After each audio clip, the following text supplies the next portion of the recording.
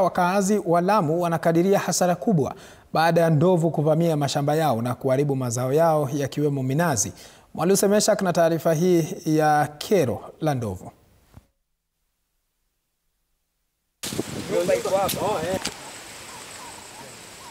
Hii ni taswira kamili katika mashamba ya wakazi wa maeneo ya Juhudi, Salama na Widho, kaunti ya Lamu, baada ya ndovu kudaiwa kuvamia hapa na kuharibu mazao yao shambani. Wakazi hao kwa muda sasa wamedaiwa kupuuzwa na shirika la KWS kila wavamiwapo na ndovu na kuharibia mazao yao shambani. Juhudi zao za kutaka fidia kutoka kwa shirika hilo limekuwa likigonga mwamba. Ndovu wametusumbua sana, wanatukulia minazi yetu, chakula chetu, hata kwingine hatujavuna. Vidia na sijui ni leni.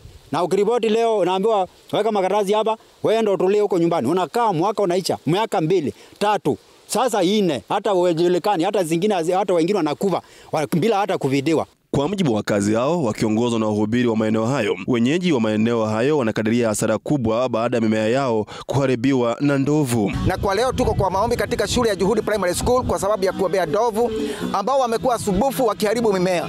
Na tumekuwa tukidhulumiwa na kunyanyaswa na wanyama.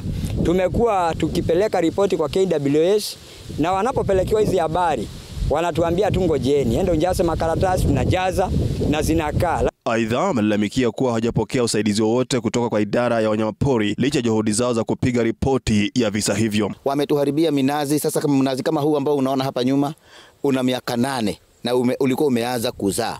Sasa tunashindwa, sasa tutasaidika namna gani? Hakuna mahindi, tuko na shida, hatuwezi enda maji jioni, hatuwezi tuma watoto jioni, watoto wetu hawawezi enda shule asubuhi na mapema kwa sababu ya ndovu. Wakazi hao sasa wanaitaka serikali kupitia idara husika kuingilia kati na kutatua mzozo baina ya wanyama hao na binadamu ili kuwalipia faida ya uharibifu uliosababishwa na ndovu. Lengo na kusudi letu ni Mungu aingilie kati zaidi, tukiomba serikali na wahusika wote ambao wanahusika na wanyama wa pori, KWS waweze kuingilia kati, maana tumetafuta msaada na mpaka waleo hatujapata msaada.